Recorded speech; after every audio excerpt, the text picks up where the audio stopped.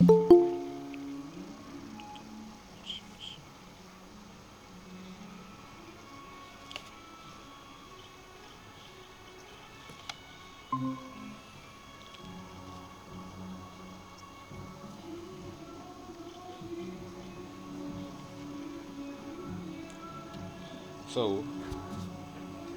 hi everyone. Hope I'm audible to you everyone. So yeah, I'm Naveen and I will be the TA for this course. Just give me a second.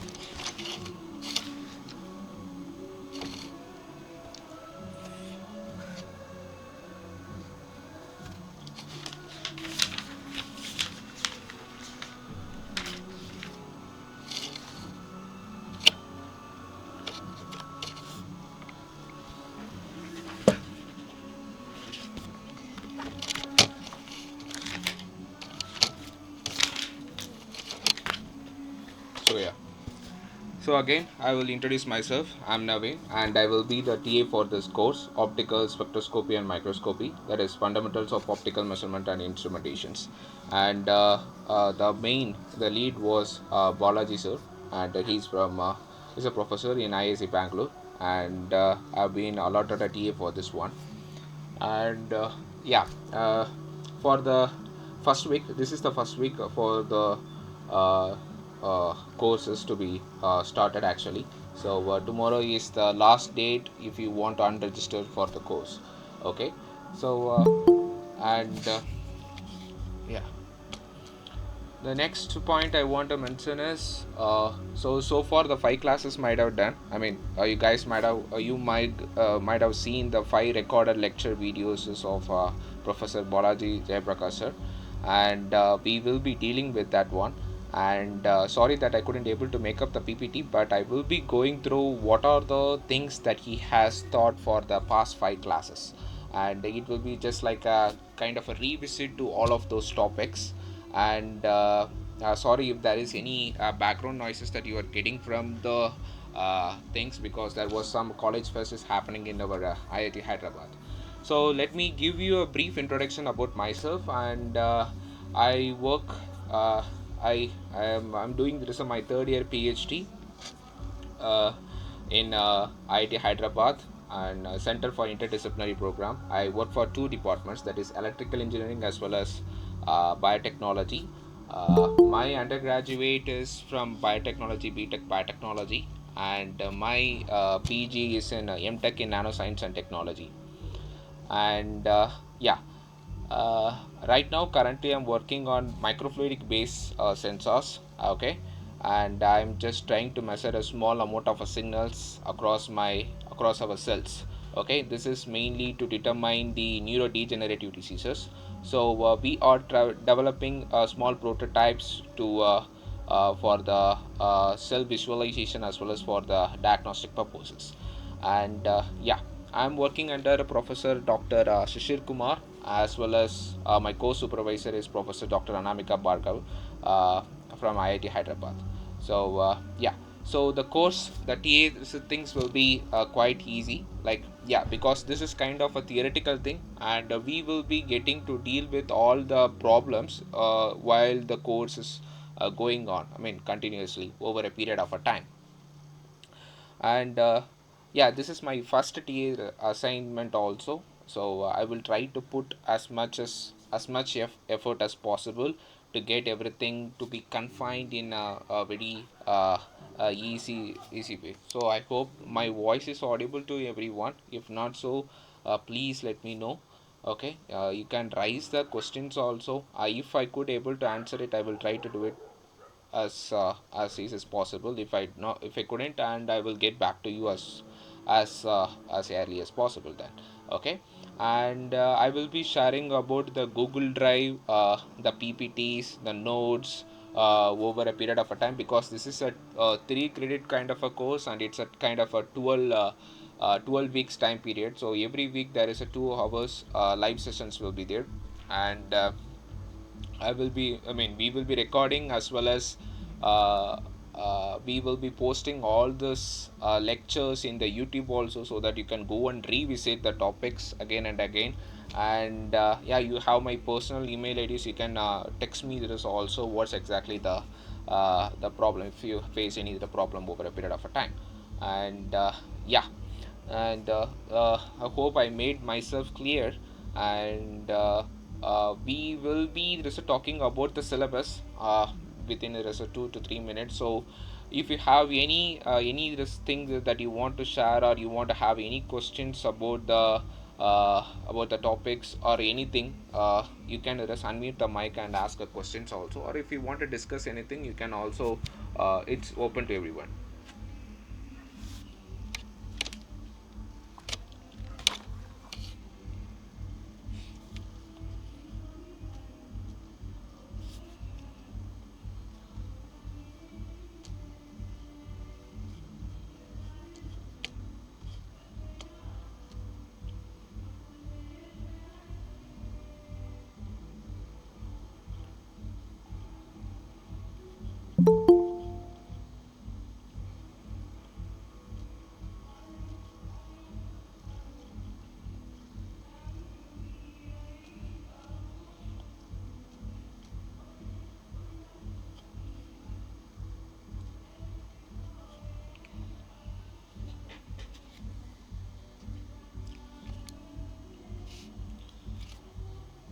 So okay, so if not, so any questions, we will proceed further with the syllabus, or any, I mean, with the syllabus and over a period of a time then. So I'm sharing the syllabus. I mean, I got a notes or a syllabus kind of a thing from the SOIM portal. Okay, hope my screen is visible to you guys.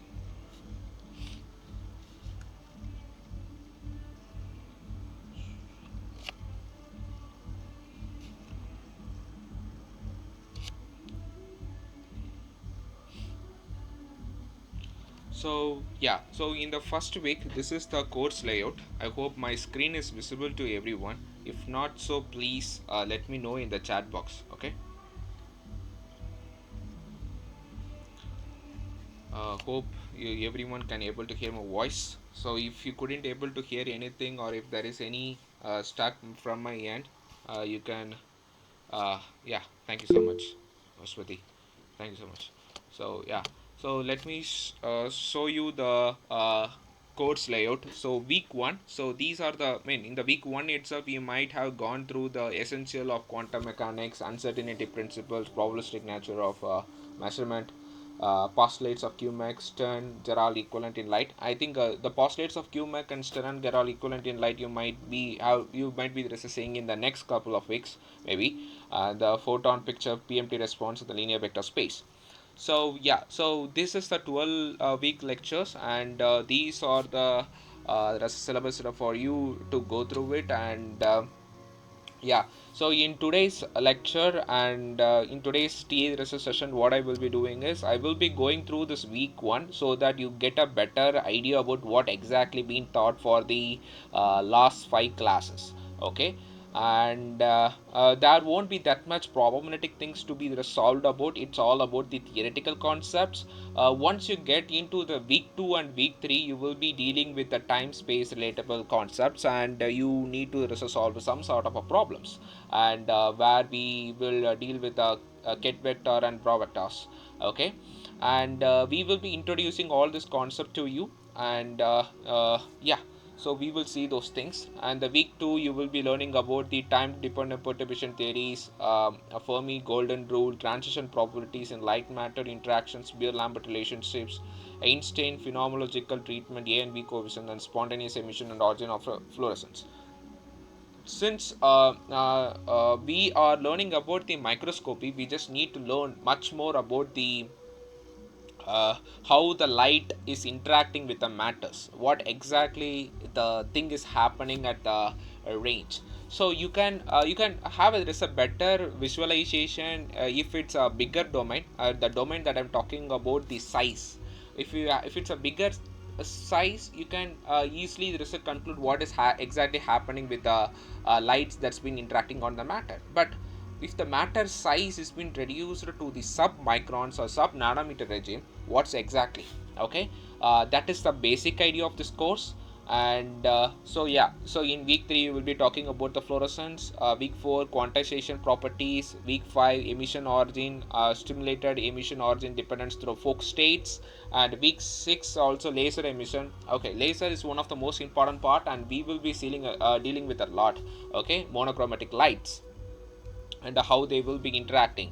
Okay, and week 7 again the real world lasers, laser gain equations. Okay, so if you're talking about all of these lights, electromagnetic domains, so radiations, you will be talking a lot. Okay, and you will be learning much more about these things over a period of a time. And the week 8, that is again the laser intense fluorescence, uh, optical iris components, lenses, mirror gratings, prisms, and their working principles. The filters, the interference filters, dichroic iris filters, efficiency calculation of SNR improvement. That is one of the most important part. That is a signal to noise ratios. How we are going to overcome the problem. Okay, even in the image processing also we will be dealing with that, and we will be learning a much more in terms of a mathematical concept also, as well as in a theoretical way.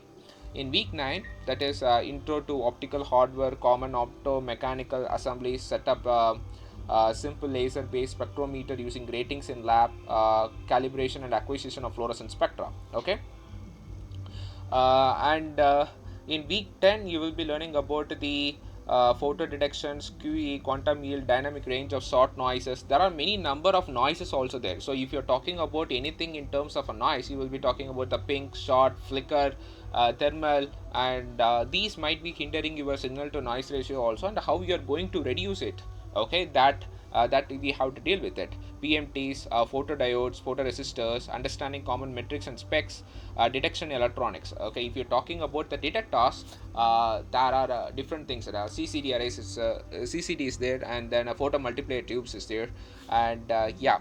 And week 11 we will be talking about the area detectors, CCDs, EMCCDs, SCMOS comparisons, the noises, etc. And the week 12, that is full of uh, uh, kind of a lab kind of a thing, the scanning system, principle of scanning system, Gaussian light propagation and focusing, optical resolution, definition in x, y and z. That is a 3 axis, measurement and characterization in lab kind of a things. So there will be a lab session also, and it's already been recorded. You might you can go through it. Okay, scanning as time average focus, optical hinges, images of hinging, confocal microscope. Confocal microscope is one of the better one. Okay, you can able to understand the profiles, okay, in a much more versatile way. Okay, that is one of the best complement, best way to determine if there is any minute amount of holes on the surface of your samples also. Okay, so yeah, uh, I hope my voice is audible. Just want to research check whether my voice is audible to you guys or not. So that's why I'm just repeating the statement again and again, whether it's quite good. Okay, and the another one point to make is, okay, so all this optical microscopy and things I've been dealing with it, dealing with it mainly because these systems plays a major role in my thesis purposes also, because I'm doing my research on my microfluidic domains, how the particles will be seen, how the particles will be seen in the channels. I hope everyone might be having a similar or some sort of an idea about the microfluidics. It's just like we are dealing with the micron sized channels, okay, for the flow of liquid from one end to the other end, and we will be flowing the beads, cells, how the cells will be flowing from one end to the other end. So mostly here we will be talking about the laminar flow only. Okay, the flow will be quite good, and it's easy to move on across your channels, and the beads that can be visualized with no, even at the normal microscope, people used to call it as a zoom microscope, and we want to visualize the distinction between the two objects that's been flowed from one end to the other end. So that is called the resolution end.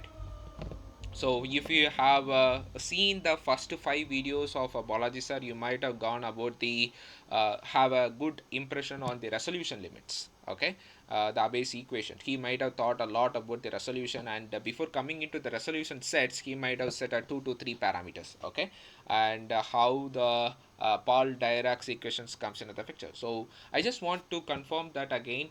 Have anyone have gone through the recorded videos of Professor Balaji's over a time, like for the first 5 weeks, what exactly it is, so that it's easy for me to convene the rest of statements in a better way. So, has anyone?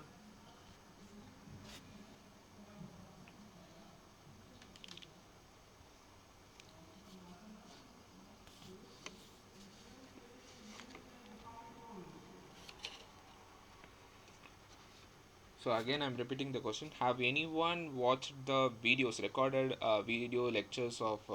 Okay, cool, nice, cool. Thank you so much, then. So yeah, good. So it's this.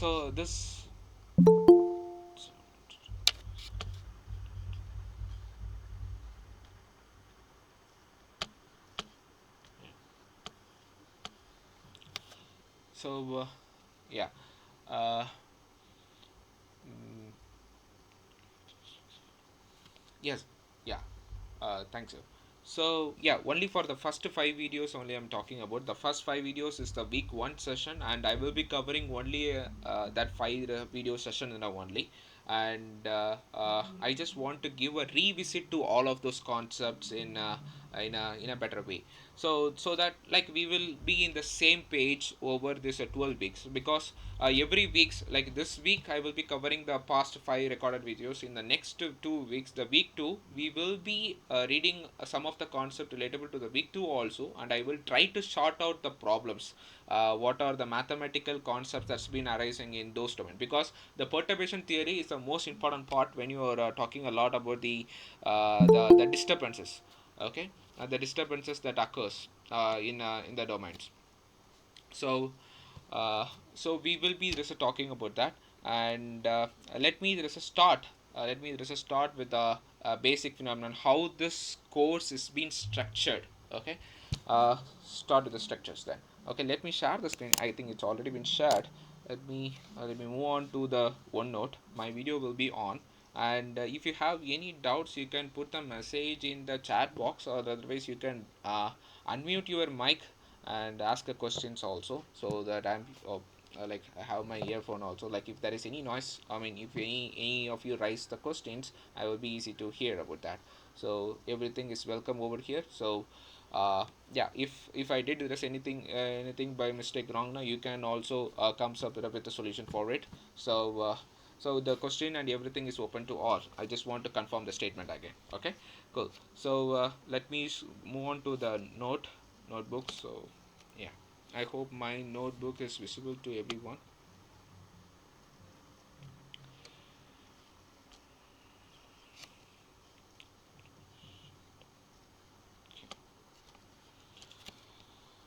Cool then.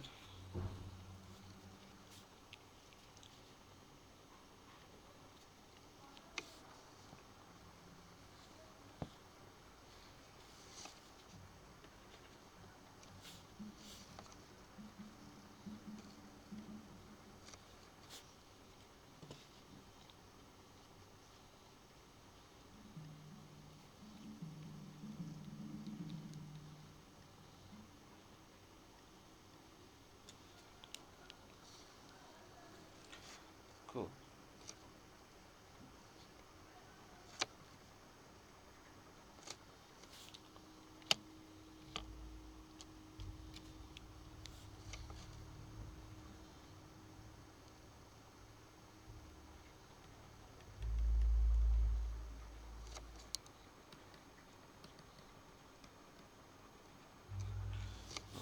So sorry for the bad handwriting. This is the first time that I'm using this one. So yeah. Cool. Yeah.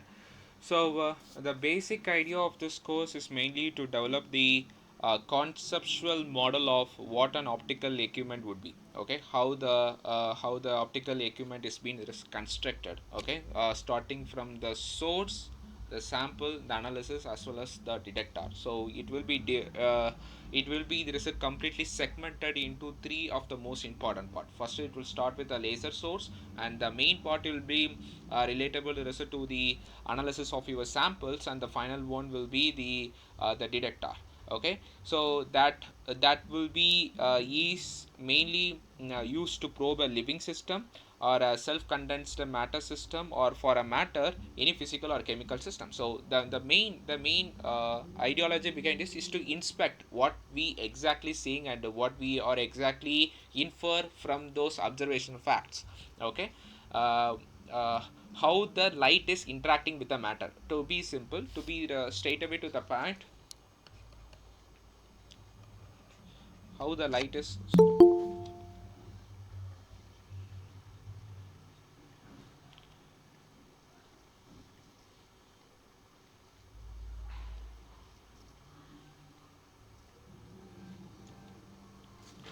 So yeah, so again, so how the light is interacting with the.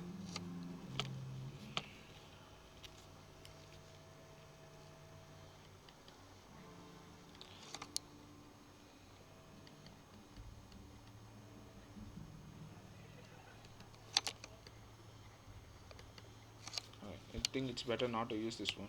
So it's, since it's if it's a more, if it's a formula or anything, I will try to write this one. And it's,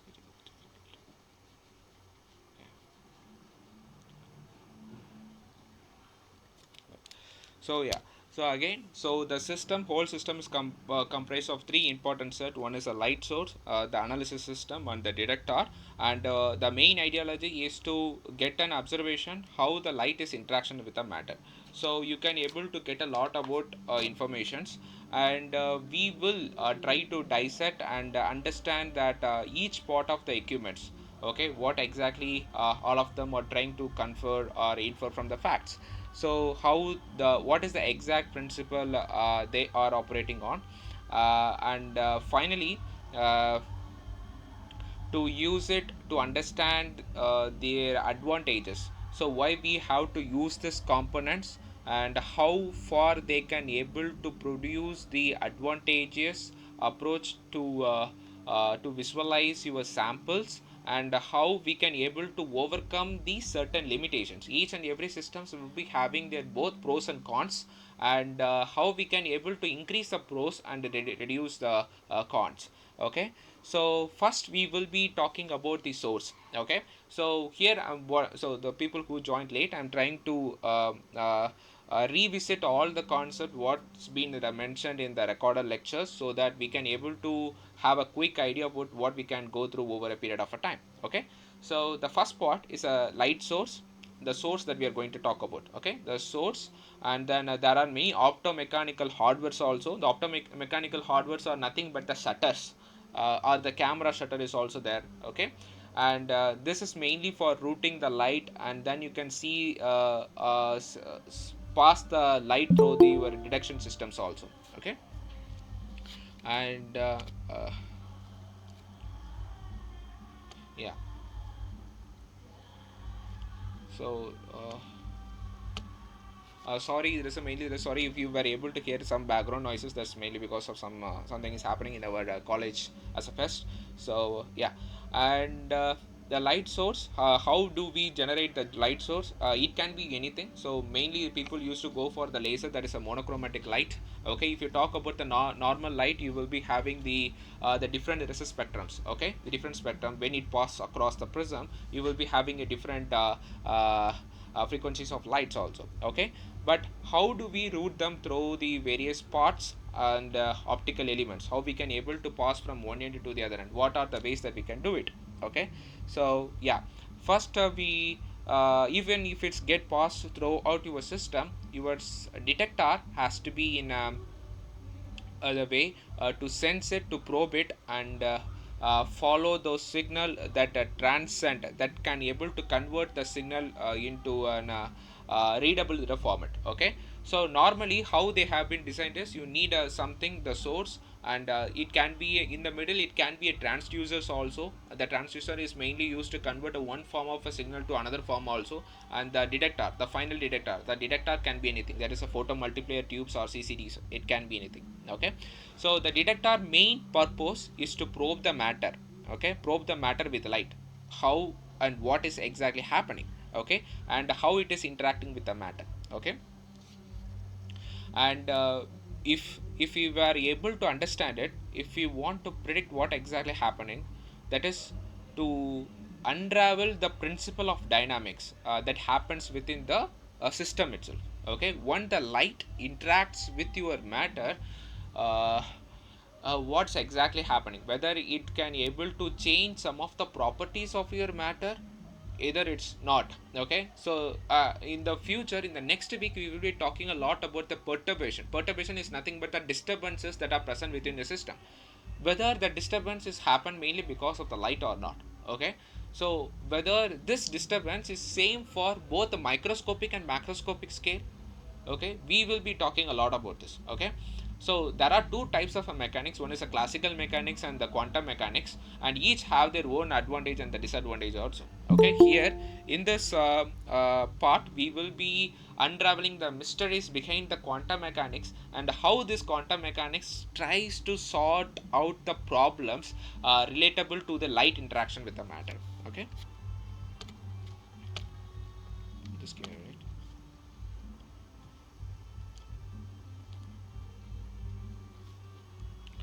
So yeah, so yeah, first we will be talking with the lights, that's interaction with the matter itself, and some of the signal that generated from the light matter interactions only. Yes, once a light or a laser sources that interacts with the matter, and we will be just getting the something result from it. Okay, the we already know about the Beer Lambert's law and all, so this is one of the school books, 12th school book test. Absorbance is equal to molar extinction coefficient consideration into path length. So that's the only common thing that we might have known about that. But what exactly, whether the light will be of having the same intensity before it's passing across the sample.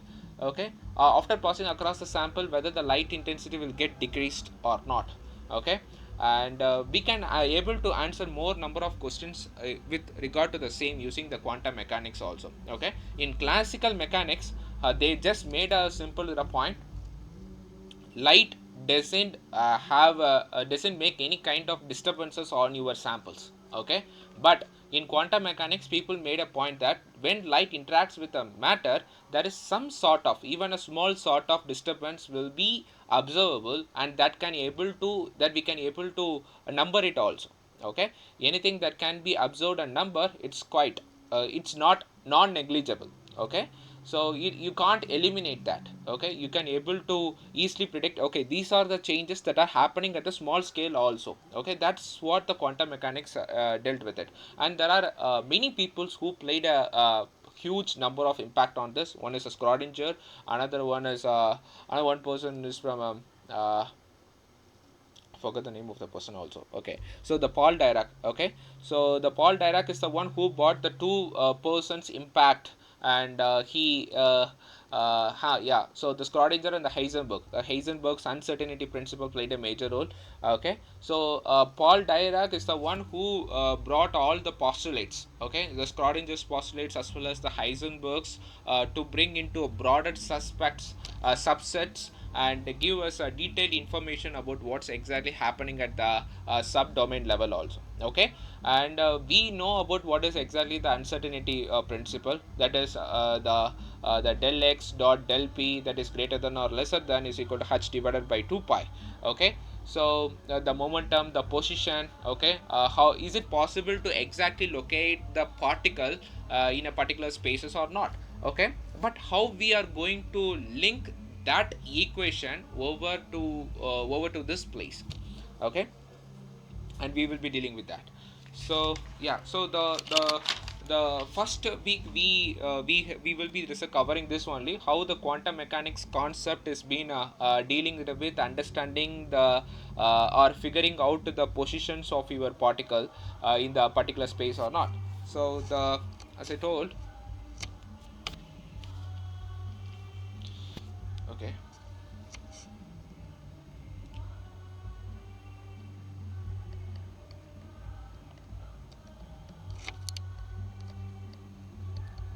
So we will deal with this equation once we talk about the impact, the Paul Dirac's impact that is on the concept of light interactions with the matter. So this mainly helpful for us to understand and as well as to appreciate what could be happening at the certain level. Certain level here we are mentioning about the interaction between the light with the matter. Okay, so the light, the matter itself, so that's why the quantum mechanics will be coming into the picture, and this is mainly because when the light interacts with the matter, there is a small amount of a disturbances is been happening, there is a perturbation is happening, and we can able to note it down also, we can able to observe it. Okay, and they are not small, that's the only point. Okay, so the Schrodinger and the Heisenberg mainly came up with the solution for this, but Paul Dirac is the one who broadly brought all the postulates into subsets one after another, and he made the two important points. So the two important point, one is uh, this one. This is the uncertainty reserve principle. The next one will be superposition of matters.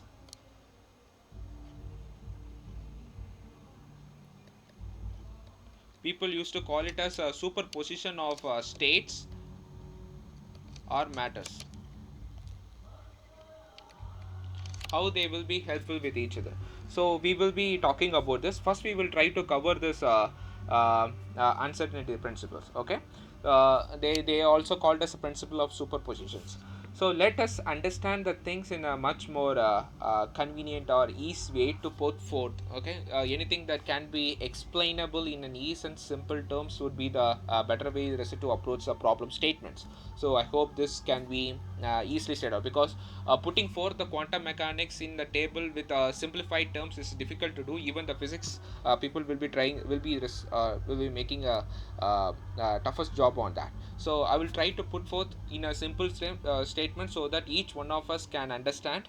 Okay, so the first question that we have to ask is, what is happening when a light interacts with a matter? Okay, so it will be invariably interacts, and the main cause. Okay, and what is they undergoing any kind of a disturbances, the very system that we are trying to probe. For example, if you want to probe a small amount of a beads, the beads size of around 10 microns. Okay, the 10 microns size beads you are flowing across the channels or anything, and you try to just observe it. Okay, will you be able to just to observe the beats, the two distinct beats are there. Okay, and using a microscope, will you be able to just see the in a high resolutionized limit. So you just have to come up with a conclusion like, so these two beads are completely separated with a small amount of a distance, and they are maintaining their own shape. Okay, so will the light have this any type of interactions or any type of disturbances over the system or not, and we need to answer those questions. Okay, so this is true uniformly across all scales of the matters. Okay, so the quantum mechanics main ideology to state that when the light interacts with the matter, there is some sort of disturbance is there, and it's not only to the microscopic level, it's also to the macroscopic level also. Okay, that's what the Paul Dirac was put forth. Okay, like he trying to implicate to all the systems. Okay, so the size of the object that we are dealing with are comparable to the interactions energies itself. Okay, so the energy that we are talking about, the light that's been interacting with your matter systems. Okay, uh, in an easy way we can put forth is the nature of implicit assumption. If you are able to study the size of the smaller one, you can further reduce the size of the another one. Okay, so what I'm trying to say is, if you like, for example, you can able to see some size of a micron. Okay, say for example it's 1 micron, you can able to okay, study it.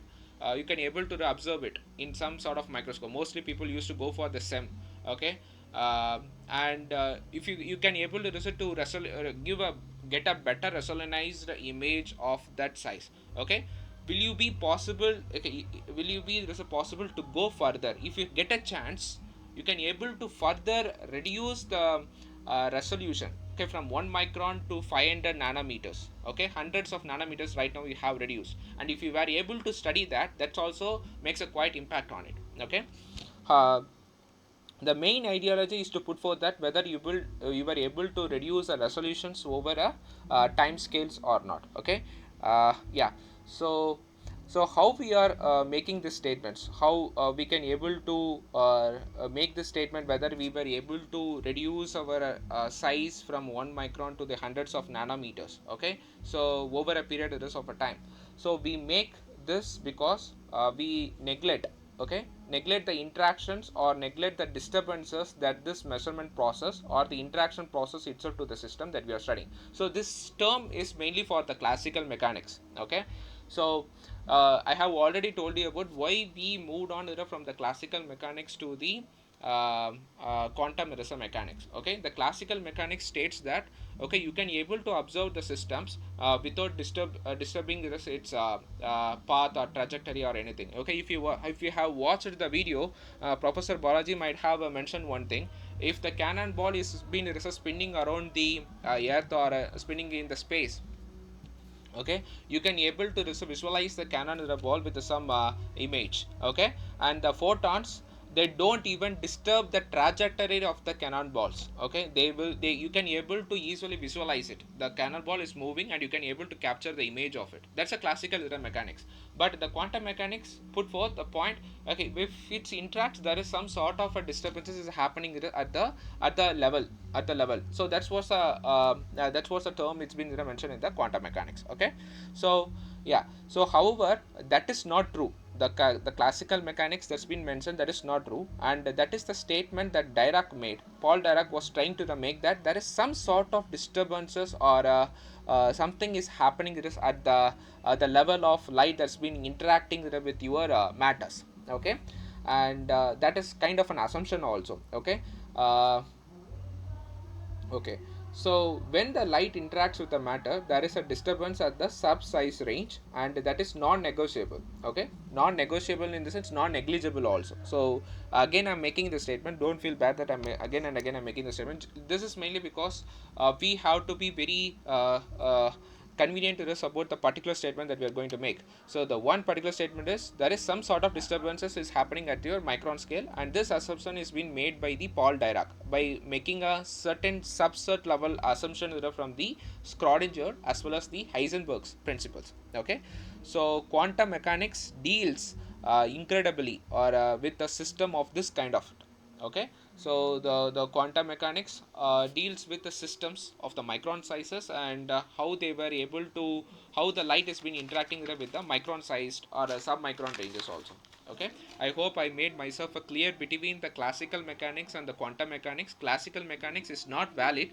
Okay, that's we are going reserve for the quantum mechanics. Okay, so the main idea is to figure it out, is there anything happening at the interface or not. Okay, is there any happening at the disturbance when the light interacts with your matter.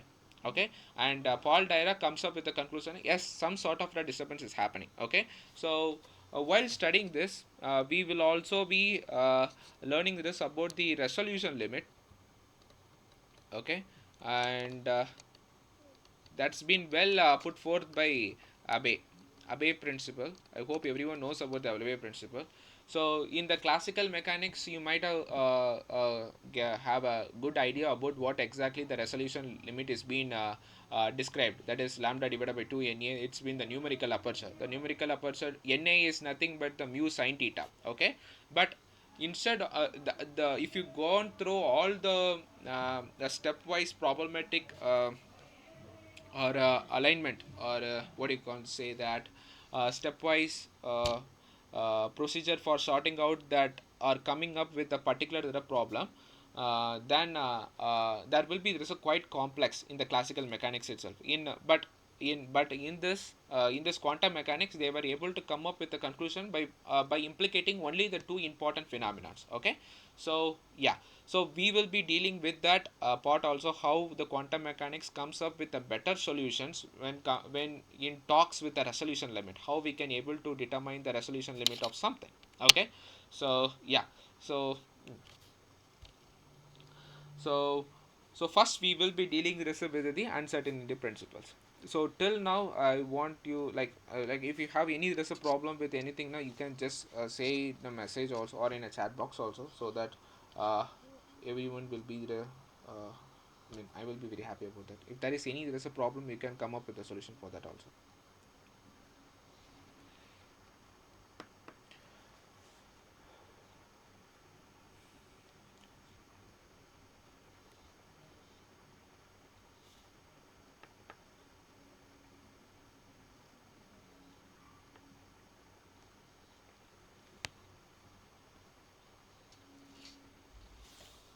Cool then.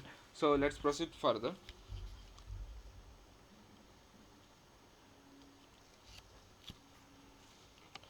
So here we will be So here we will be talking just about this the main and the formula that I have noted down. So the main formula that I have mentioned in the first case, that is del x dot del p the greater than or equal to the h divided by 4 pi. Okay, so that's an uncertainty one. So the probabilistic nature. So we know about the uncertainty one. Is it possible to find the exact position of this particle at a particular place or not? Okay, there it's a probabilistic one only. The probability of finding a particular particle at a particular position. Okay, so that's why it has been probabilistic nature. Brings in one of the very key principles. Okay, finding out a value for this measurement that you are investing or probing out. Okay, we can use this mainly to find out whether we can able to track down the particles exact positions or not. Okay, the main idea to put forth has how accurate, okay, your measurement of positions or momentum could be right. Okay, is it having that much amount of accuracy, and we need to deal with it. Okay, okay, so the del x will be your positions.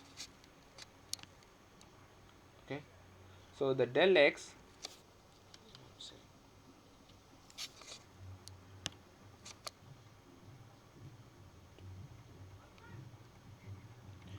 del x, this will be your reserve position, and del p will be your momentum, and this is h divided by 4 pi greater than this or equal to, okay, the Planck's constant, the limit. Okay, this sets the limit. Okay, so which one has to be increased in order to get a better accurate result? So I have told you about the del x is the position, del p is the momentum.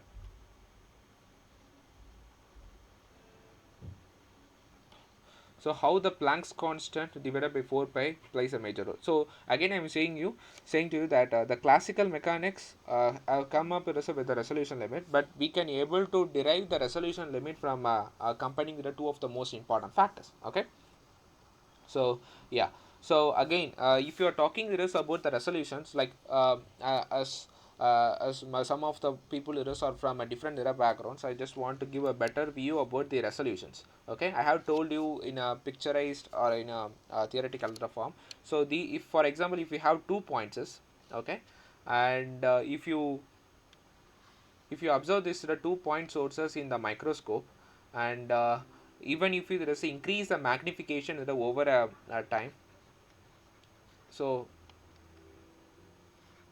magnification you go from 1x to 10x. Okay, so will you be able to differentiate these positions or not? Okay, so 1x to 10x is the minimal to maximum. Right now we will talk about that 1x to 10x only. So normal zoom microscope will be having this 0.7x to 10x also. Okay, so those are mainly used for different set of an application. Even SMD component soldering or anything will be done with this zoom microscope. That's why I just want to put forth this zoom microscope. So in a normal inverted or upright microscope, you will having a maximum magnification of 100x. If you go for the SEM and TEM, there will be like thousands. Okay, the magnification range will be 1000. So let's come back to this one. So if you were able to clearly visualize and see the two definite object that's been separated by a particular distance. So the distance between the two objects, and you can able to make a definite outcome how this particle is looking like, how this one is looking like, that sets the resolution of it. Okay, okay.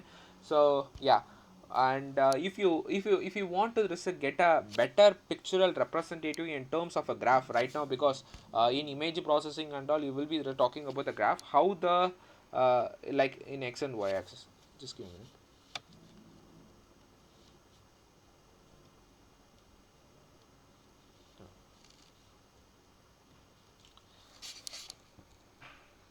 So if so the x can be the the profile values, okay, and this one, this will be the intensity.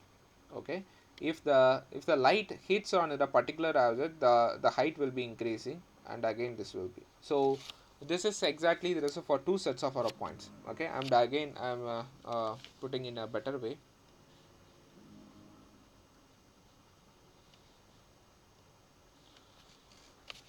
So yeah. Okay, okay. So this one is for this point source, and this one, and this one is for this one. Okay, so this is for the intensity, and this is for the x.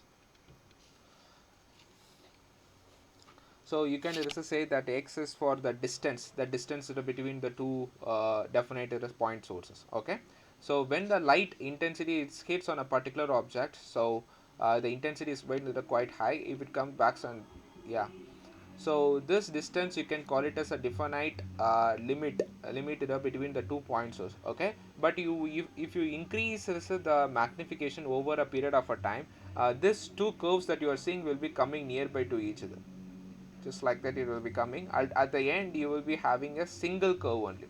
So over a period of time, how they will be looking like. So this is intensity with respect to the distance.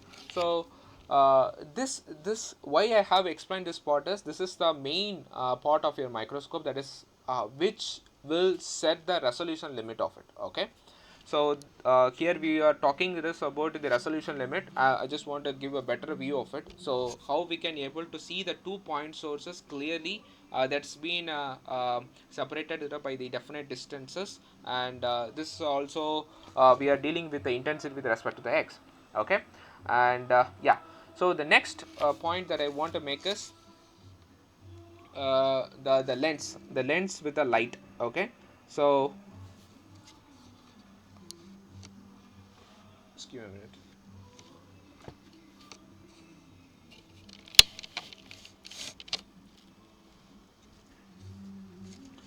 Okay, so ultimately you need to just pause a light. If you are working on some of the microscope, you just need to have an if you see the architectural part of your microscope, you need a light source, and that has to pass across different set of lenses, and then it has to hit your image or samples, and that has to be projected towards your ocular lens. This is how the architectural image of your microscope or any sort will be working fine. Okay, so which will determines your focus.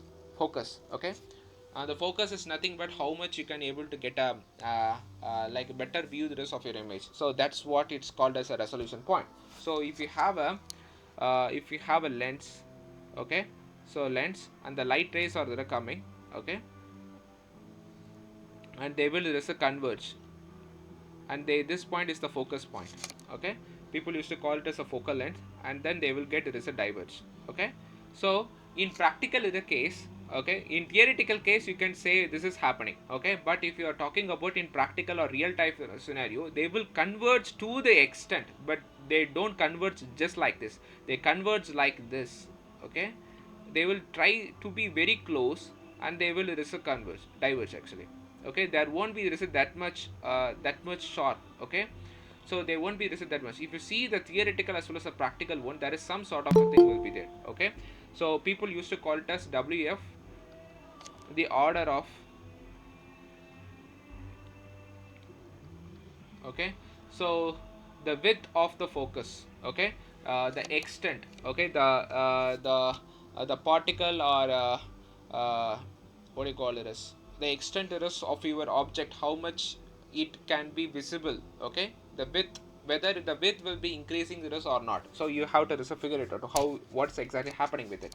So again I'm coming back to this point. So you have a lens, okay, so there are beams, okay. Collimated beam is nothing but you have a definite width between the two beams, okay. So you are passing the beam across the lens, okay, the light rays get converged, okay, and the particular point where both the light get converged, that is called the focus point. That is where you will be able to see the definite pictorial image of your particles, and then they will get a diverge, okay. So this is the focal length, okay. And yeah, so you will be this is coming back to this formula. I don't want to introduce the formula right now itself, so you will be getting a better idea in the upcoming slides or upcoming notes. So yeah, so I just want to give a better view about what we have discussed. So from the start of the point, we have discussed about the classical and the quantum mechanics, how the light is being interacting with your matter, okay. So in the classical mechanics, they have clearly made out a point that so there is no disturbance, the disturbance, how they were saying that, so if something is passing across it, if your light interacts with the matter, will the matter get change its positions or not, okay. So but in the classical mechanics, they made out the point that it's not interacting, but in the quantum mechanics, people have made a point that so when the light hits a particle, there is some sort of disturbance, and even if it's small, that's observable fact, okay. And then we have named the 2 to 3 scientists, Schrodinger and the Heisenberg. So Heisenberg uncertainty principle and the probabilistic nature, and the Paul Dirac put both of this thing into two different subsets, and he comes up with better explanations, okay, better explanations of figuring out the particles using a microscope, okay. So first he taught us about the resolution limit, okay. In classical mechanics also, you can able to come up with a conclusion for the resolution limit, okay. So lambda divided by 2 Na, so Na is a numerical aperture, the numerical aperture Na is equal to mu, there is a sine error theta, okay. So but you can able to use this uncertainty principle itself to guide the resolutional limits of your microscope or anything, okay. So he used this term, okay. And then the second principle will be the principle of superimposition, okay, superposition, people can say that, okay. And we are dealing with right now uncertainty. The uncertainty, that is there is nothing but the del x dot del p, that is greater than or equal h divided by 4 pi. Del x, we are talking about the position of your particle. Del p is the momentum, and the h is the Planck's constant, okay. The position and the momentum, how they are getting changed, okay. For getting a particular position of your particle to get a accurate result, do we have to talk, I mean, do you have to increase the values of your momentum or not, okay. How the limit is being set upon, okay, we have to get a better view of it, okay. And I have told you about the graph also, how the intensity over a distance will get changed, okay. When the light hits on your the particle, the two definite particles are being separated by a definite distance. If you increase the magnification, you should be in the position to see some sort of a distance that exists between the two different particles, okay. The particles should be having a definite size and shape, okay. So that should be, that we have able to treat it. And there are many things that we have to talk about when you are talking about the graphical format. There is a Gaussian curves also there, we will be coming into that. And then I have talked about how the light gets passed upon the lens. So the light rays get contents, and they will get converged at one point. That is a point where you will get a focus point of your image or objects, okay. And yeah, the next thing that we will talk about is whether is there any impact, okay. I told you this about some order of wavelength is there, okay. So the wavelength that here we are talking about is a light or a laser that's been passing across the lens. They will be, there is a converging at one point. The convergent point will be the focus length or focus point. And is there any order for it? Okay, so is the width is getting changed or not? Okay, so within this narrowed down space you will be having a higher probability of locating a photon in the systems. So again I'm coming back to this, coming to this diagrammatic representation only. So you have a lens, so you pass a beam of light or even a laser, and they get light get the converge. Okay, this is the point. Some get diverge. Okay, so right now I'm talking about this point only. Okay, so this is the focal length. You can just say that this is run through the central axis. Central axis doesn't have anything until if you are talking about the angles. We will be talking about the angles over a period of a time.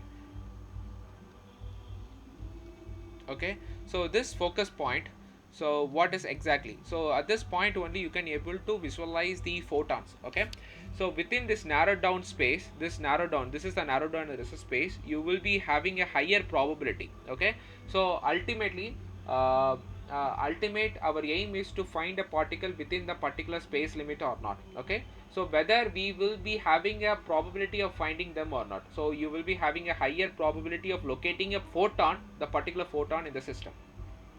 Okay, so yeah, the photon will be located. Okay, so when you focus, what you see, okay, so the light occupies a definite width. Okay, the light that hits a particular point. Okay, so the particle might be here and you were able to resort to locate it when you will be able to see it. Okay, uh, light occupies a definite width. They do have their width. Okay, definite to the definite extent. Okay, and you will be able to locate it. Okay, this is the size, this is the particle, and this will be the size of it. Okay, in a micron or nanometer size dimensions. So you have a lens, the beam will be passed. Okay, and you are trying to focus your this thing, the particle, and the light rays will be converging. Okay, and they will meet at the one point, that is a focus point. You will be able to see the particle. Okay, this is a central axis and we will talk about this axis over a time. Okay, so finally locating the position of the particle, ultimately you just want to see it. Okay, so and that depends upon the del x of WF, that is the width. I'm talking about the width, that is a definite width. The light occupies a definite width. At this width only you will be having the peak in intensity. Okay, I have told you this about the intensity. So this is the position of your particle, that will be, there is a depend, that also works along with the width. Okay, so the width of the focus point. Okay, the del x of the order WF, so this is the width of your focal point.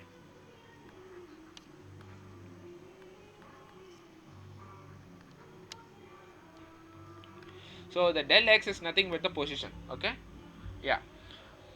So in order to put forth in a graphical representations, again uh, we will be just having the the x is the distance from the optical axis, or that is a central axis, and then wf, or you can just say that the peak, that is the point. Okay, this is the point where you have find your uh, the particle. This is the intensity, this y axis is the intensity, x is the distance, this is the width of the focal point. Okay, so it depends upon the order. Okay, order is of your wavelength only. Okay, order of your wavelength.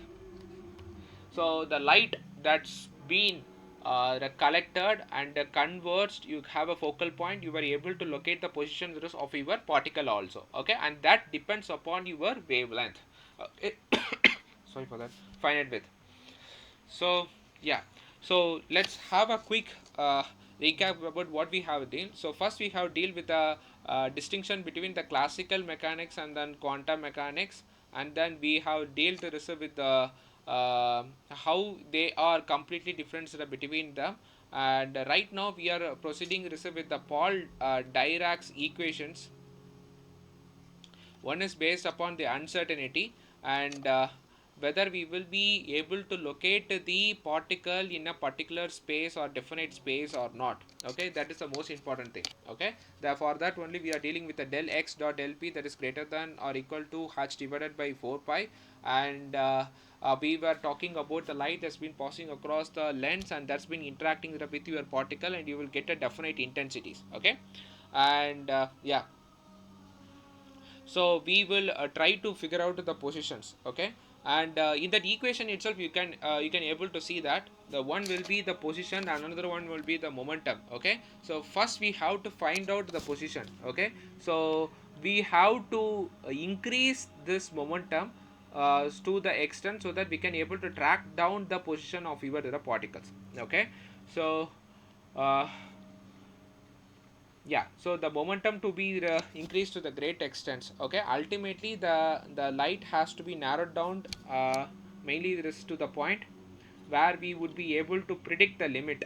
Okay, so that resolution this could be quite this good to have a definite pictorial image of your particle. Okay, so yeah, so another one. So the resolution limit. I have been talking about the resolution limit. So I have already given you the better description view, like whether better visualization is about the resolution limit. That is how far you can able to classify the two definite objects. Okay, that these two definite objects are being separated by a particular distance. Even if you go through or increase the magnification, whether you will be able to like come up with a particular definite image or not. Okay, so that's how the del x plays a major role. Okay, del x, the position. Okay, the position of the two particle as well as the distance between them. Okay, that have the role to play upon.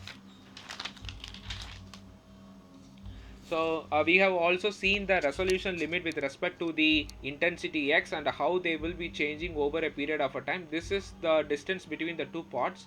Over a period of a time, they will get occupied. Okay, and they will come up as a single Gaussian curve. Okay, and they normally okay, they normally represented in the order of width of your focus point only. Okay, and again I'm saying about this fact. So here we are talking about the resolution limit. Okay, we know about the distinction between the two objects and how close we can able to observe it in a better way. Okay, and then we are talking about the graph, the distance between the object and then on the intensity. Okay, okay, so this is the one is represented to one and another one is represented to the another point source or particles. And over a period of a time, the resolution, okay, the two intensity will get converged and they will be, this is seen as a single part, and this will be the focal point. So that's why they are saying about the it depends it is upon the order. What is the order of your ws, the width of your focal point also, or it can also be there is the lambda. Okay, the lambda is a light. Okay, so yeah, so this is the uh, this is completely relatable to your position, that is a del x, the focal point and the positions. Okay, how they were able to converge. Just give me a minute.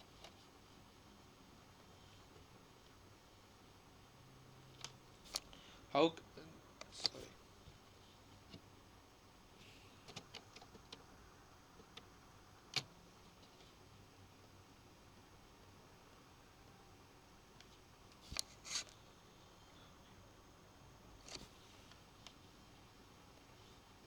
So yeah,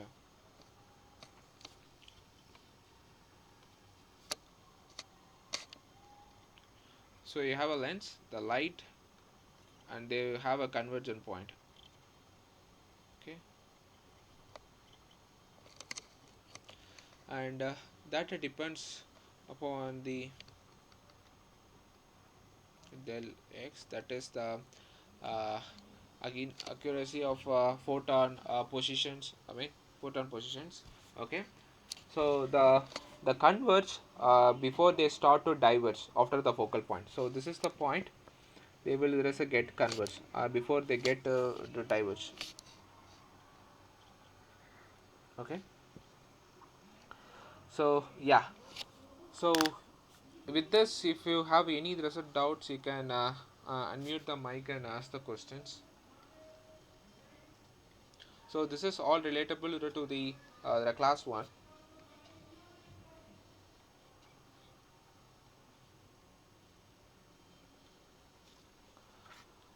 And we will be also going further with the class 2 to class 5. Okay. So yeah, if you have any doubt with respect to the remaining respect to the part that we have described in the before 5 minutes, you can unmute the mic and ask. So if not, so we will proceed further. So yeah, so now we will be just talking about the locations. Okay, how we can able to tag them. This is the part that's the most important part, how we can able to tag them with a certain vector based ones. Okay, so first that is a photon momentum, that is p will be represented as a photon momentum.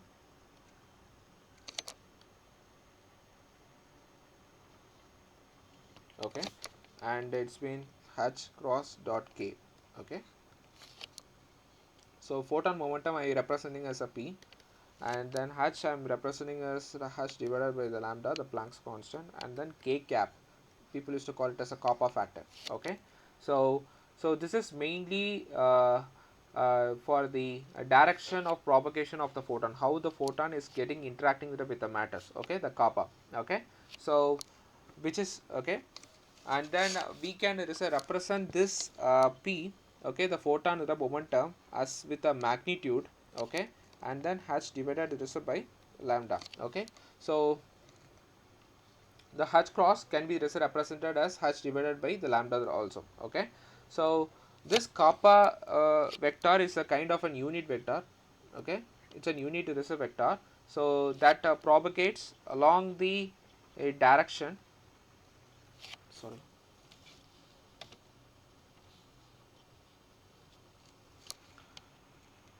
so along the,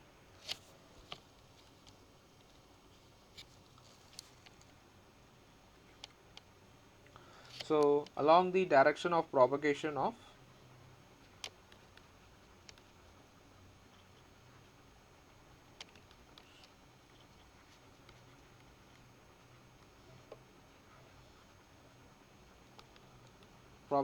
a photon, so kappa. Okay, so people used to name it as a unit vector, this as a unit vector. So like if you see, you have only the magnitude alone, so there is no directions. You have the intensity and you have the power, everything, but there is no directions. Okay, for in order to locate the photon. Okay, so you need to have both the position as well as the momentum. You have the positions, but in order to govern the momentum, you need to represent in a definite format. So this k kappa as a unit factor will be represented as a the direction of propagations, how they were able to go from one end to the other end. So why I'm introducing this concept is mainly because we can able to determine how their propagations along or after passing through the lens is happening. Okay, so yeah, so this is most like this is the starting the point for the other set of things. Okay, so again I'm coming this up with the lens based concepts. So you have the lens. Okay, you have the lights are passing across, and then everything is getting this converged. Okay, okay, so this is the probability. You might be just having the probability of finding this the photon. So you can't say they will converge like this. It can converge like this also, it can converge like this also. So I'm making this as a probability. This you can consider as a probabilities of assumption that's been happening at the definite distance. Okay, so one I will be representing, that's a pt, and another one is a pb. The one is a top one, another one is a bottom one. Okay, so then I will be this naming with a vector signs.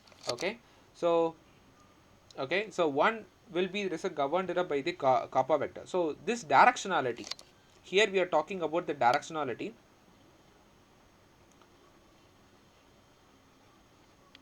So this directionality is mainly governed by the kappa vector alone.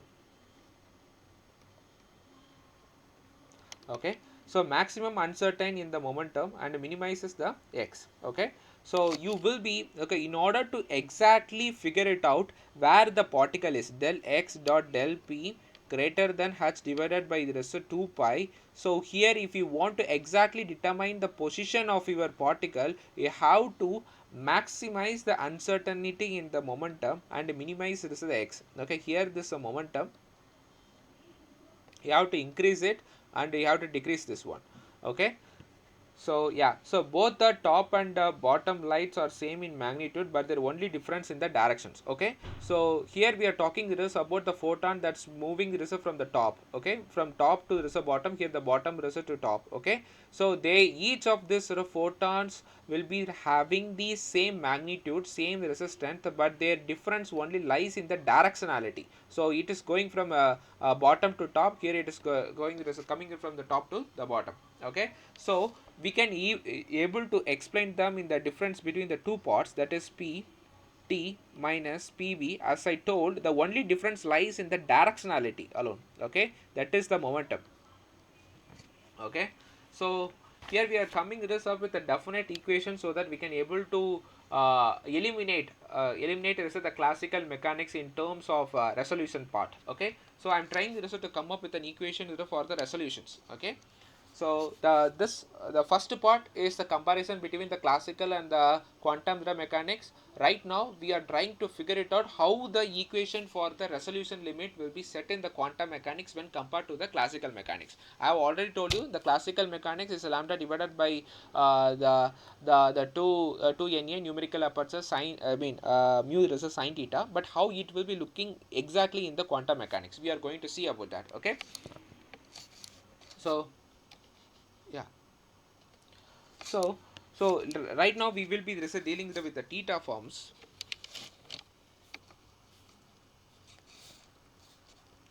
So yeah,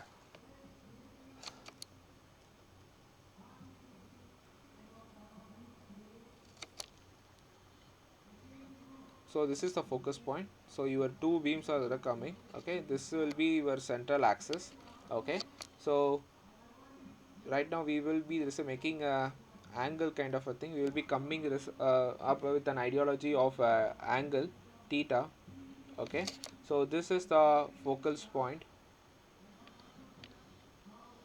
Okay, since it's been angle is been notated, so we will be talking it is about the theta here and here. Okay, so one will be remembered as we already noted down is a pt. Okay,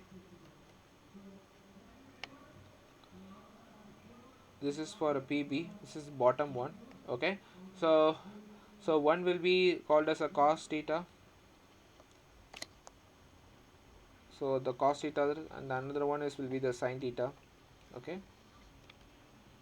as optical result geometry propagates through the things, so we it's easy to predict which side of it will be the sin theta and the cos theta. Okay, so now we have to come up with uh, uh, the part where we have to resolve the momentum vectors in a two components. Okay, so why we have to do that? Okay, so the two components here we are talking about the angles. Okay, so right now we will be coming away, we will be adding these two parts, we'll see what's exactly happening, because we already know that.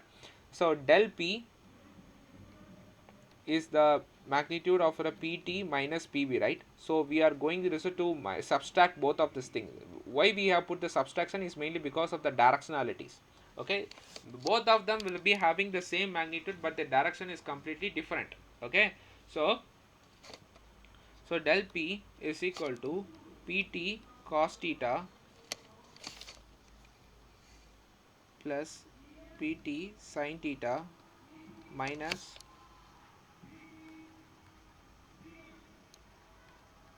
pt pb sin theta. Okay,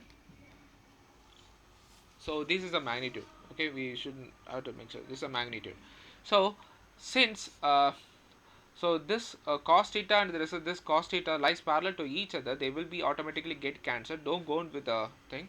and then PT the sine theta and the PB the sine theta will be added. Okay, they lies that are perpendicular to the part, and they will be getting added to the point, and the result you will be getting a 2 PB sine theta.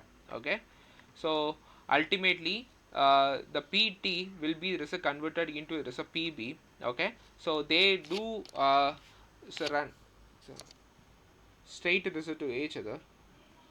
So this two parts will be just added up, and you will be getting the 2 PB sine theta. So now you can ask us a question like how this will be helpful for us over a time to determine the resolution limit in our case.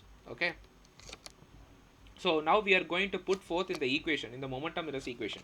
Okay, in the uncertainty equation, del x dot del p, that is greater than hash divided by 4 pi. Okay, so if you put the del p, the value is over here, what will be happening? Del x greater than or equal to h divided by 4 pi. Okay, and 1 divided by 2 pb sine theta. Okay, I have put this value over here, and I have moved from this side to the other side. Okay, now what will be the exact scenario? Okay, what is exactly happening with it? Okay, so now you can able to bring back some of the components. H divided by 4 pi dot 1, sorry,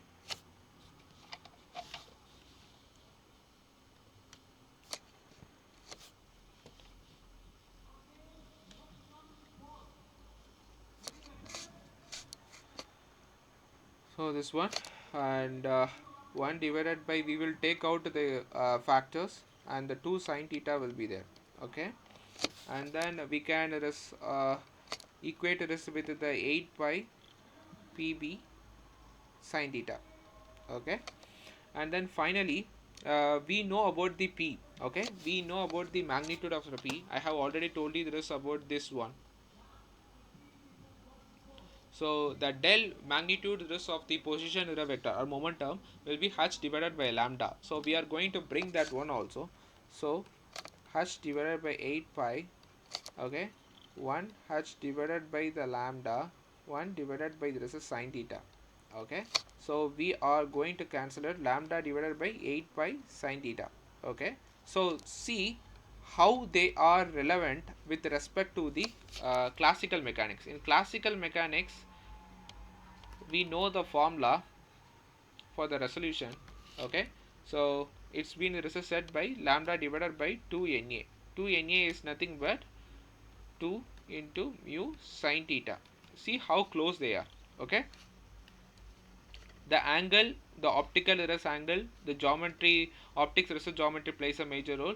So yeah, so you can able to get a better visualization. Okay, as well as to predict the exact position errors of your particle in this scale. Okay, so that's how, like that's how the time that's how the formula is being generated with ease when compared to the classical mechanics. In classical mechanics, this is being derived out from the diffraction point of view. Okay, the lambda divided by 2 na is being derived out from the diffraction point of view, and this that you are seeing in the left hand side, this is been derived with the uncertainty principle. Okay, we are just made a point out that there is some sort of disturbance is happening out the at the level, and we can able to track down what exactly it is, and those values are kind of an observable value only. Okay, so yeah,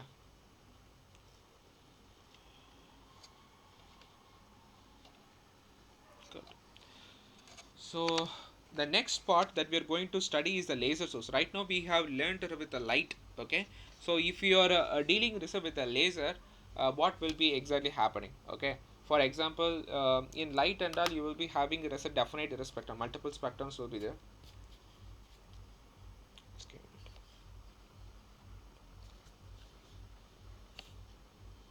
Okay, so in light, in laser, there will be a monochromatic light, and that's been transferred across uh, the lens, and it will be passed, and it will be hitting this on your sample, and you will get a different pricks. So there are many instruments are like that. One of the most common instrument people been working on with the Raman Raman instrument. So So you will be getting a definite weeks mainly because of the molecular vibration that's been happening. Okay, that's deals with the Stokes and anti-Stokes shifts. Okay, and yeah, we are not going research deep into it, and I'm going research to talk about only a small definite problem. And in one of the lectures also, Balaji sir might have informed you about the made a conceptual or experimental based kind of a questions. So where is it like, if you open and close the shutter often, will the light will be detected by the detector or not? Okay, so here we will be talking about the speed of the shutter that's been opened and closed. Okay, so how far the light will be captured by the detector, and that detector should have to give us a readable images. Okay, so how we can able to determine it mathematically. Okay, so till how much speed the shutter has to open and close, so that the light will be coming out of the shutter and will be hitting out the detector, and we will be able to get a quite definite image of it. Will there be any latent problem will be there? Latency in the sense like there will be a speed, the speed is a problem, like for the light to detector get a hit on the photo multiplier tube, and there will be anything that is relatable to the SNR report, and we will be reading about that. Okay, so the problem is quite simple. So you are passing the laser across the source, and right now you are opening and closing the shutter very on and off. Okay, and you will be having a on and off pulse width modulation kind of a graph. Yeah, everything this will be there. Okay, at some limit or at some time you won't get the light at all. Okay, okay, so because mainly this is because if you close the shutter at a rapid speed, that because that is a kind of a mechanical, and you can able to go for femtoseconds also. Okay, 10 power minus 15 to the second also you can open the shutter. Okay, will the light will be coming out of the shutter and hit the targets. Okay, and if you are going to calculate about this, we can use a definite structural formula to determine whether the light will be coming out of the shutter if you go for nanoseconds or femtoseconds, and those light will be striking your photo PMT or any kind of a tubes to get an ideology. Okay, so yeah, so that's a one problem, and you can able to calculate it using the energy as well as the time. So we are going research to manipulate the whole of the contest. Okay, so let me share the screen for you guys.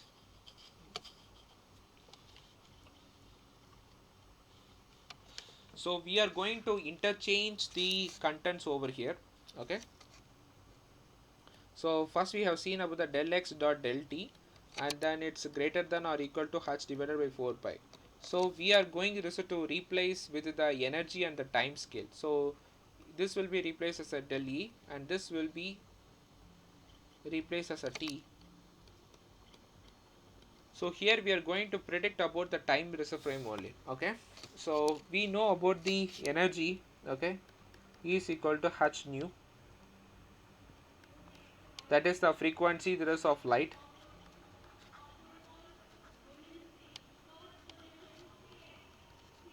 Frequency of light, and hc divided by lambda, velocity of a light divided by the wavelength. And then you can also name it as del E is equal to, you can introduce the concept of the del factors also, and then you can incorporate the h cross del here, and time,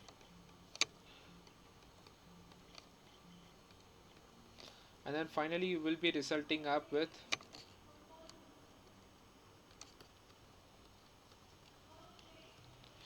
So you might be asking a question like how the energy and the time frame will be coming into the picture.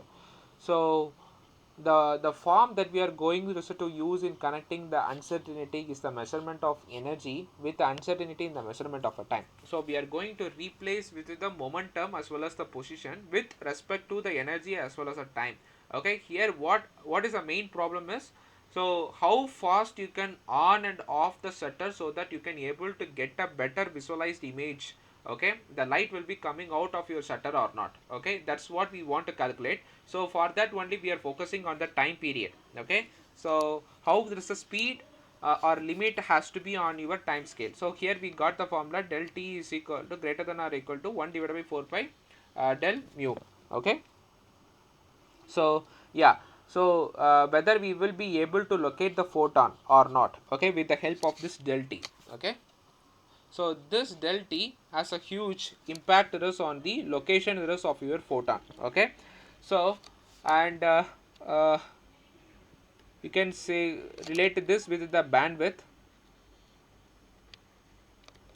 of your light source.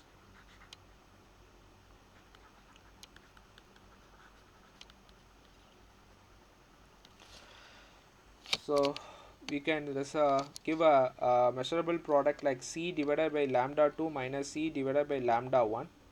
Okay, and that can be easily relatable as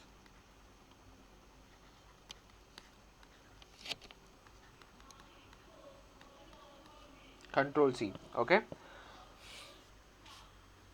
that is being central. Okay, center part of your wavelength. Okay, so the velocity of a light before and after, okay, the lambda, I mean the lambda 2 minus lambda 1, the central image will be lambda 1 and the lambda 2 will be there, and then there will be central lambda will be there, that one will be taken into the considerations. Okay, and this del 2 will be the part of, okay, and then this is the del c. Okay, velocity of a light. So if you put the wave number in the laser source, the wave number for example, if you take the helium neon, there's a wavelength, it's 632 nanometer, and if you put it in here, and you will get in the definite value. Okay, it normally in kilohertz. Okay, the value will end up in a kilohertz, and the time period will be the del t. So you can able to calculate all the values using the del t. There is some thing. So again I am repeating. So here what we are trying to do is we are trying to just figure out the time period. Okay, so the time period del t greater than or equal to 1 divided by 4 pi cross mu. So this is mainly to determine whether you can able to find out the photon in the particular time period or not. That's the only scale. So for that, what you have did is, so you are using this the bandwidth. Okay, and you are going this to subtract it before and after. So the c lambda 2 minus c divided by lambda 1, and then you will get a del lambda divided by uh, lambda, that is a central, that is a central part of your wave number or wavelength, and then you can just put the c with the wavelength of your laser source that you have been used, and then you can come up with the results, the bandwidth, how much the bandwidth will be. The bandwidth can be the kilohertz or megahertz can also be, and then you can put all this del mu in this the formula, and you can able to calculate how fast the shutter can be on and off, so that you can get a better visualized image of your things, okay, under the microscope. So yeah, so again let's have a quick recap of this part.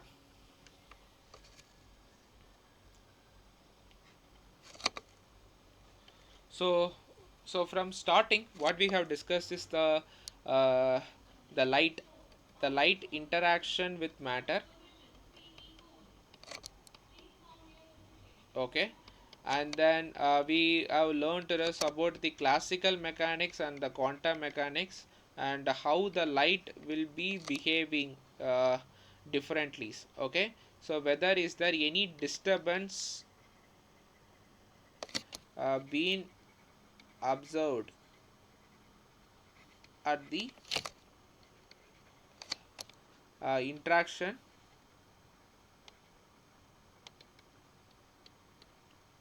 point or not. Okay, okay, disturbance. Okay, so the classical mechanics says that there is no, but in the quantum mechanics comes up with the fact there is, yes, there is some sort, and it is observable also, we can easily note down. Okay, and then we have talked about the quantum mechanics heroes Schrodinger and Heisenberg, and then Paul Dirac comes up with a plan to explain about the two postulates. One is the uncertainty principle, another one is the superposition of states.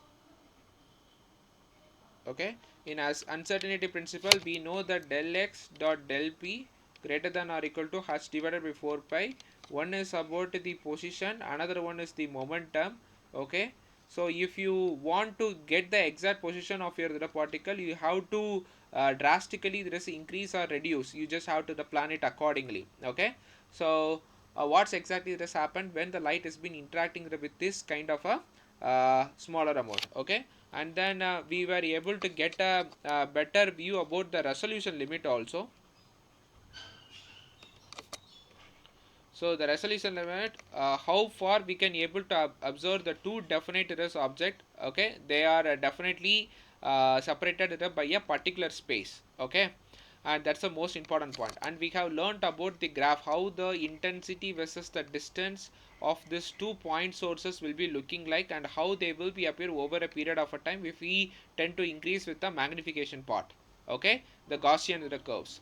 Okay, and then we have also learned about uh, uh, uh, the beam that's been there is interaction with your lens, what's exactly happening at the convergent point and the divergent resources. Okay, we have learned about the vectors that will be coming into the pictures to give a relatable time frame for the finding out the lights that's been emitted from the source to hit on your samples, and from the sample to your detectors also, using how fast you can able to on and off your shutters. Okay, so if you on and off your shutters, you will be just having a peak like this pulse with kind of a modulation will be happening. Okay, so yeah, so we have seen this and we were able to calculate that what is the minimum time that you need to keep up with your shutter to have a better understanding about how much time you can able to keep it. Okay, and you can able to do it in a mathematical form using an uncertainty principles. Okay, that's it. So the finally we are going to sort out the problem with respect to the superposition of the state.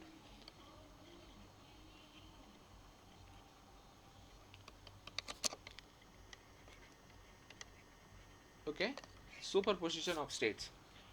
Okay, so how do you describe the states of a matter? Okay, with when the light is being interacting with it. Okay, so they have like a Paul Dirac comes up with a conclusion, we can able to determine or we can able to infer the states with a particular form, that is one sort. Okay, so one is for the Ket vector, another one is for the Bra vector. Okay, so they have been noted this as the states of the systems. Okay,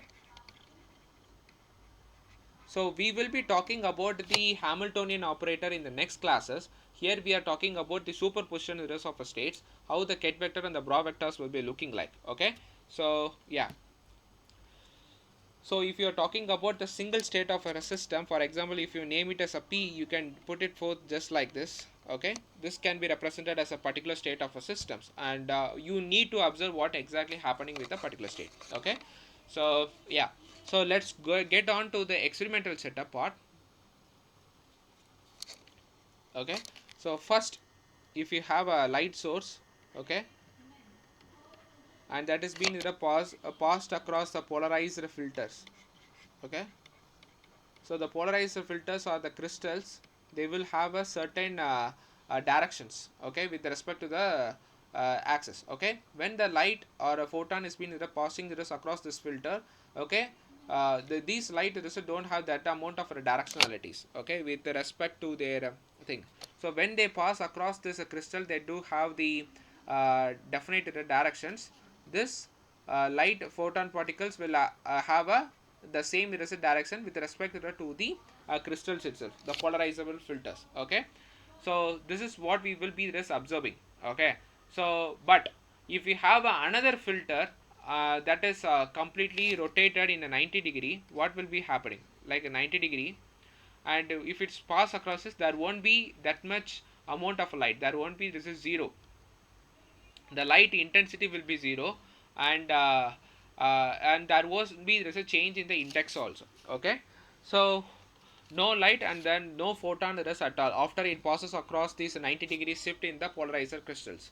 But if we have the crystals polarizable filter of certain axis, okay, and the light will be having a definite pictures, definite polarizable, and when it passes across the uh, another one is a filter that has been rotated 0 to 90 degree, that is say for example 45 degree, the light will be coming this up like this, and when this pass across this one, okay, the 90 degree this is shifted angle, it will be having a some sort of a intensity. Okay, this is mainly this is because this 0 and the 90, if you talk about the 90, they will get cancelled out and there won't be any sort of light that will be coming out. Okay, but if you have a light that is being passed across the multiple numbers of a polarizable filters, and they will attain the polarization when they pass across the before one and after one.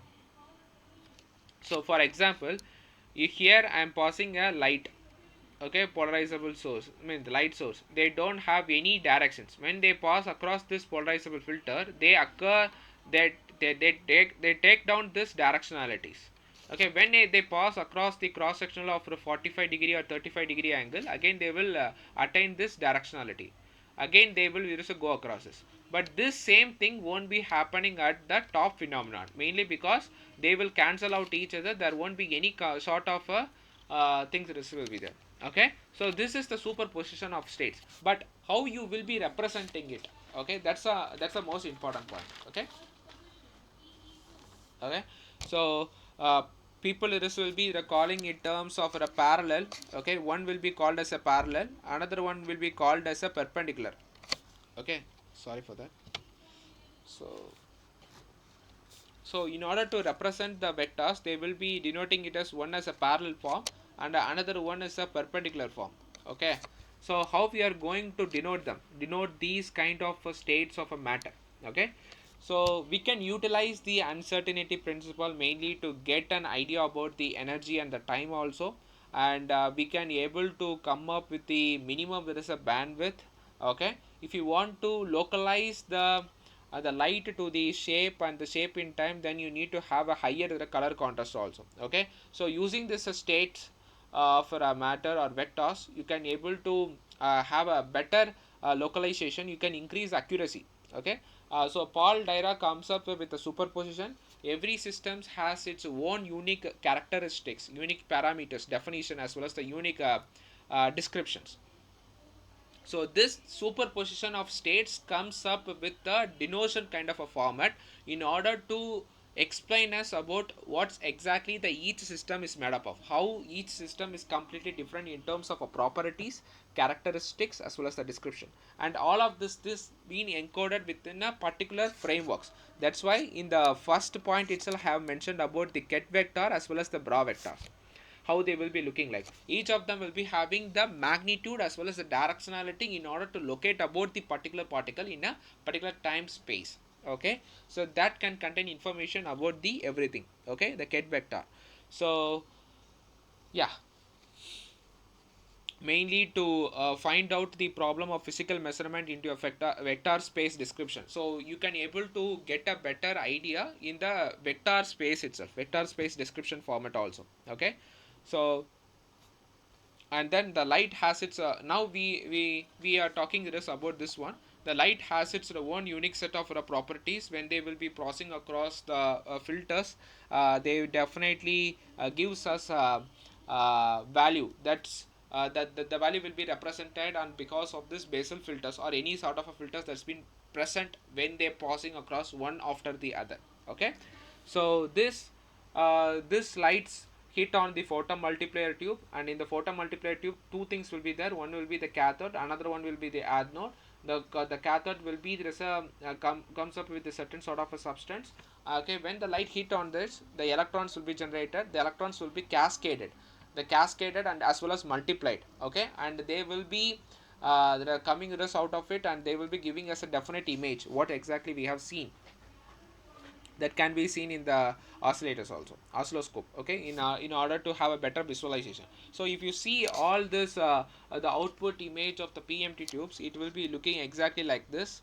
Okay, it will be kind of a blip kind of a thing, they will be having the uniform things. Okay, so normally the photodiode can be a reverse bias or also. Okay, we will be talking this about these things. Okay, So the photodiode that I'm talking about is for the sensing rays applications. Okay, so now we will be coming back again to the representations of these vectors. Okay, so how light can be, there is a focus to any arbitrary dimensions, and also how the localize light can be localized in time if you have to localize the light as well as in a particular time. Okay, uh, and if you were able to understand the properties of a light, they can be passed across the certain sort of a filters, and you can able to come up how the light will be looking like. Okay, the polarization of your light. Okay, the light detector and the photo multiplier tubes. Okay, so again the electrons coming out from the cathode, they seems to come out in a preferential direction. They will be having the particular directions. Individual photons will be having the individual directionality. They will be having the controlled directionalities with intrinsic polarizations. Okay, so and that's been represented. I have told you about this parallel as well as the perpendicular, and they have been represented as just like this parallel one, and this is the for the perpendicular to this one. You can say that without r. Okay, so yeah, so Dirac proposed in that the physical act of measurement corresponds to the mathematical equation of using these kind of entities such as operators.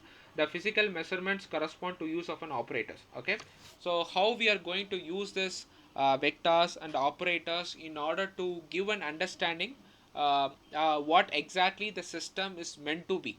Okay, how the light parallel and the perpendicular will be looking like, and what exactly the filters, once the light passes across this filters, how the light will be looking, whether it is in a parallel or perpendicular form, or will be no light at all. So that's been represented with this forms of things also. Okay, so yeah, and so in order to easily come up with a solution, let's talk about the light the polarizability right now. Okay, we have already seen this, but we are going to denote this with the vector kind of a formats. So first we'll talk about the light, and that will be emitted from different parts. Okay,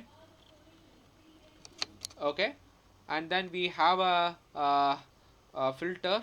They are parallel to each other. Okay, now we are going to represent them with a p. This is the operator for it, and then p parallel. We have already seen about this one. Okay, this is the operator. Okay, when the light, it's been interacted with the parallel polarizable, what you will be getting, you will get the light, the photon that get a paralyzed.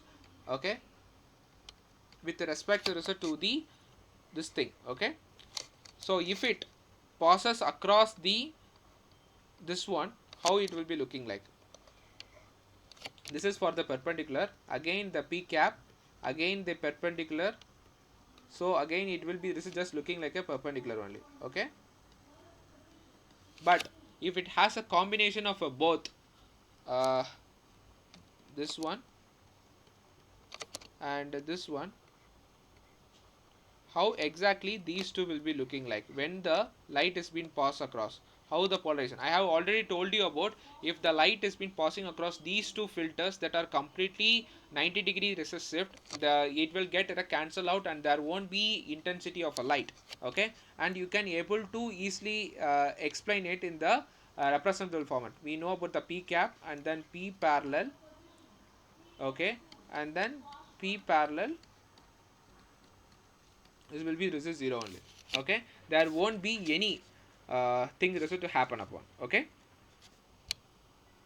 okay, so but there won't be the intensity of a light. Okay, so when the p parallel will be passing across this one, there won't be any light that will be coming out of this filter, and that's why they've been represented as a 0, the final part, the final light that will be coming out of the end, at the end.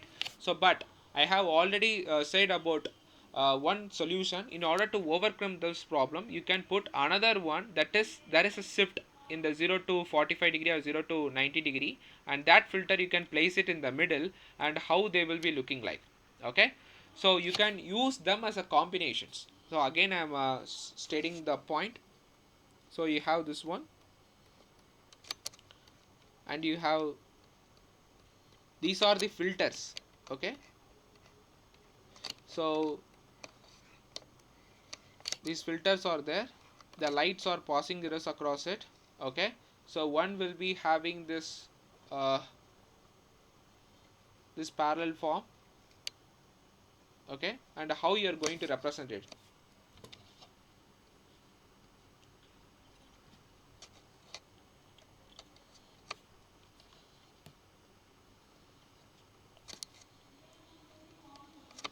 So yeah, so you have this p theta, that is a kind of an angle in shift, because there is an angle in shift here, right? So if you see this one, so there is a shift in the angle of this filter, and they will be represented just like this, and each one of them will be having a combination of a and b. So first one will be represented as a with a parallel, and the b will be the perpendicular. Okay, okay, and finally you will be having the combination of the both. That's why it will be represented as a dash, b dash, p perpendicular. Okay, so here it will be the a cap and the b cap. So this is the light that will be coming out of your parallel filter and then the perpendicular filter. If you want to join both of these things after it crosses these orthogonal, I mean the middle angle, then they will be exactly looking like this. So the p theta is mainly for the photon, that how it will be looking like if there is any shift in the angle of your filter. So here there is a shift in the angle. So first is a filter exactly 90, and then after that there is a 45, and again there is a shift. So in order to combine all these filters, and you just need to determine how the light will be coming out of all the three filters, and will the intensity will be same or not. Okay, so this is how all of this phenomenons being represented in a ket space. So now that this is the idea, this notion of being able to represent that light as a linear combinations of a few states. So this is the linear combinations. So here we are seeing as the linear combination, right? So this one is being represented as a linear combinations. Okay, and then the actual state of measurement actually collapses them into either one of its eigenstates. So people normally use to state them as an eigenstates also. Okay, so this is being represented as an eigenstates. So yeah, so you can also put forth in an electrodynamics based concept also. Okay, if you have the understanding of a psi s, how the energy value get changed. Okay, so so we know that the stationary states of an atomic system or a molecular system are essentially chromophore. Alteration is very small and it can be expressed. Okay, so we have to understand them as a linear combinations of element. Okay, so when every one of the particle is in ground state, they do have their uniform energy level. But when they get exposed to the outside light, they will jump off from one energy state to the another energy states.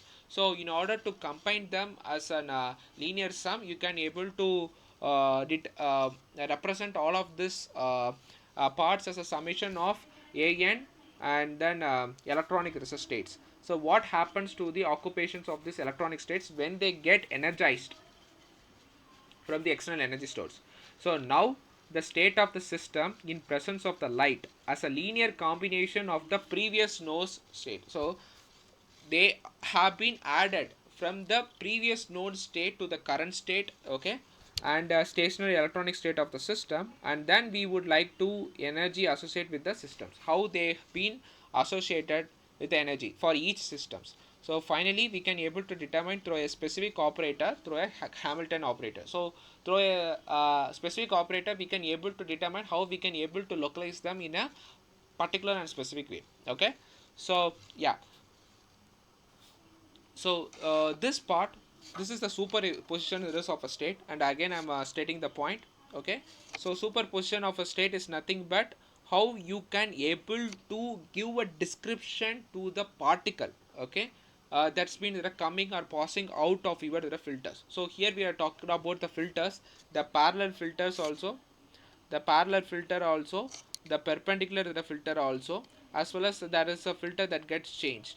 So what will happen if the light get interacted with the parallel, perpendicular, and then the filter that has a small little tilt in the axis. Okay, and then we have denoted them in a definite ket vector research spaces. Okay, ket vector and the broad research vector research spaces. Okay, eigen in their energy state, in their eigen research state also, and we also discussed about the electronic states of a matter. So yeah, so let's have a quick recap about what are the things that we have studied so far. So these are the parts that's been covered for the week one, and I will be coming up with problems for the week two in the next classes. Let's have a quick discussion about what we have uh, understood from the top to the bottom. Okay, in the past 2 hours lectures. Okay, so first we dealt with the light. Okay,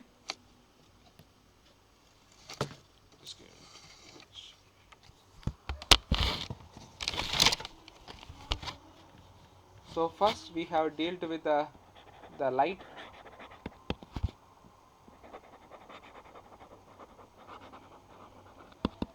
interaction with matter, and then we have dealt with the classical mechanics and the quantum mechanics. So quantum mechanics, how the uncertainty principle and superposition of states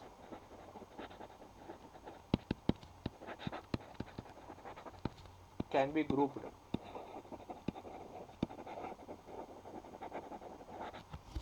by Paul Dirac. So this is mainly to determine find the position also and momentum. So and then finally we have dealt this with the concepts resolution limits.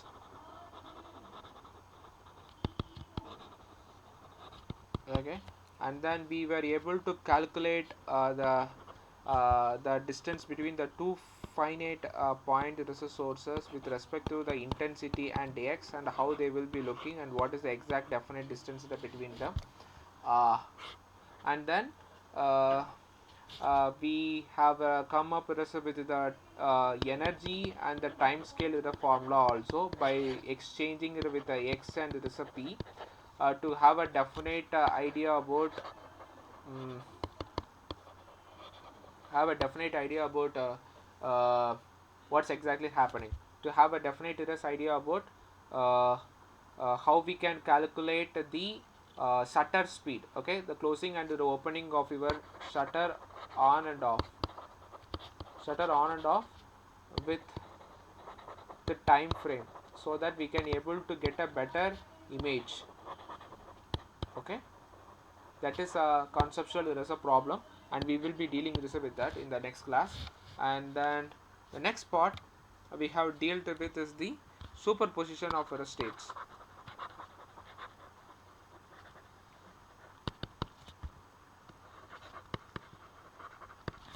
So when a light, they don't just even have the directionality, and this has been mentioned because it's been added with the directionality, and the position filters also is there. Okay, so when a light is being given the direction and the polarized, it's been fast across the filter, and the directionality is been given by the filter itself. What will happen, what's the direction they will take? Okay, that's what we have taken, and we have also dealt with the how we can able to represent them. So operators are there. P cap is for the light that comes in, and the P parallel, okay, with the vectors, okay, ket vectors, and P perpendicular is for this one. So how they will be looking like if the it's passed across the parallel state or the this state, the light will be taking up both of the states. But if this both parallel and this one is been occurring simultaneously, the light intensity will be zero. But if you pass it across a filter that has a slight tilt in the angle, then the light intensity will be of a same. that then there will be, there is a notable amount of light will be there, and it's been represented as a linear algebraic sum of the previous known stationary state to the current state also. So that's why we were able to represent them all in terms of a wave function summation a n. This is with respect to the electronic states, okay. And we have already seen about the sum of the states. This is the sum of the linear algebraic form, okay. How the light will be looking exactly when it's passing across the each of its filter. So yeah, so with this we can conclude the session for now. This is till this point we have part with the week 1, okay. So if you have anything to ask about, you can unmute the mic and ask, okay. I will be posting out the PPTs, as well as I will come up with a better visual representation of all these ideas in the course forum itself. That is, I will share the Google Drive links but with you guys. So yeah, so with this we will wind up the sessions if you guys don't have any doubts.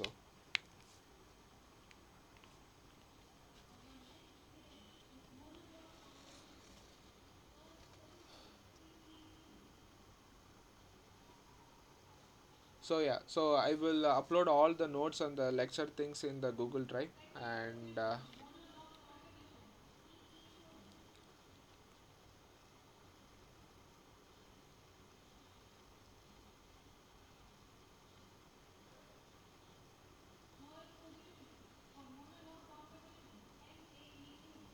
okay.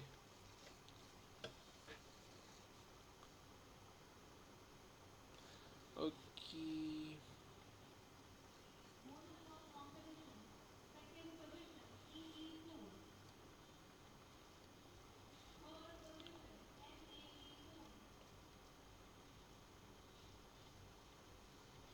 cool then. So yeah, we will conclude the session then. Thank you all, thanks for attending the session.